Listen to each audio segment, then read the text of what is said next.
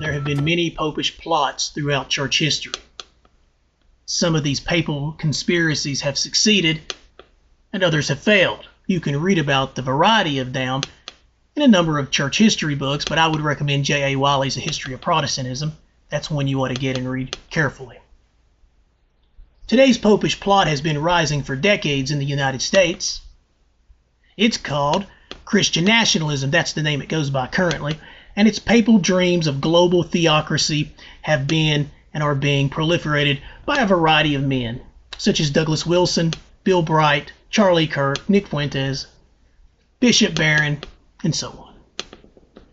The Pope has provided various flavors of this Christian nationalism for our dumbed-down Americans to ingest, but regardless the choice, each branch is a path that eliminates religious freedom, freedom of speech, and religious toleration. You see, Christian nationalism is an attack on basic Protestant thought in general and civil liberties in particular. Now, if you want to live in a place where people are arrested, tortured, then murdered for disagreeing with the so-called official state church, then go ahead and support Christian nationalism.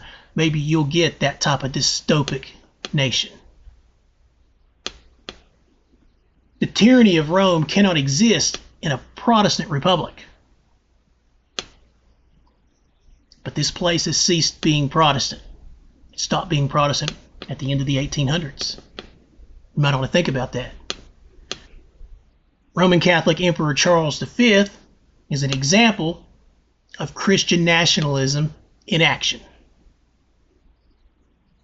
Roman Catholic Emperor Charles V not only condemned Martin Luther and his teachings to hell at the Diet of Worms in 1521, right at the beginning of the Protestant Reformation, but that papist Charles V also emphasized that religious freedom, freedom of expression, and freedom to protest was strictly forbidden.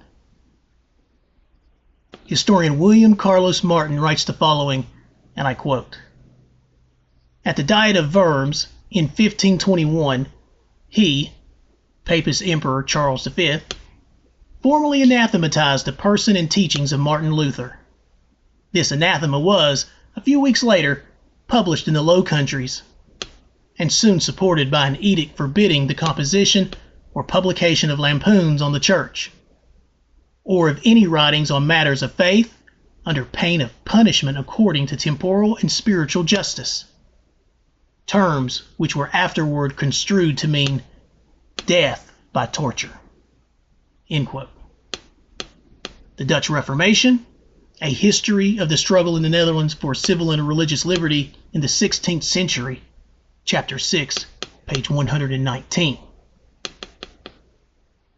Notice carefully, as you study Christian nationalism, that each branch rejects sola scriptura and sola fide. If you don't know what those words mean, look it up. For instance, Douglas Wilson, Christian nationalist, rejects sola scriptura with his belief in what's called Van Tillianism, the belief that the Bible is filled with contradictions that they like to call irreconcilable paradoxes. Wilson also rejects sola fide with his federal vision heresy, which teaches justification by faith and covenant faithfulness, a teaching that no Roman Catholic priest would disagree with.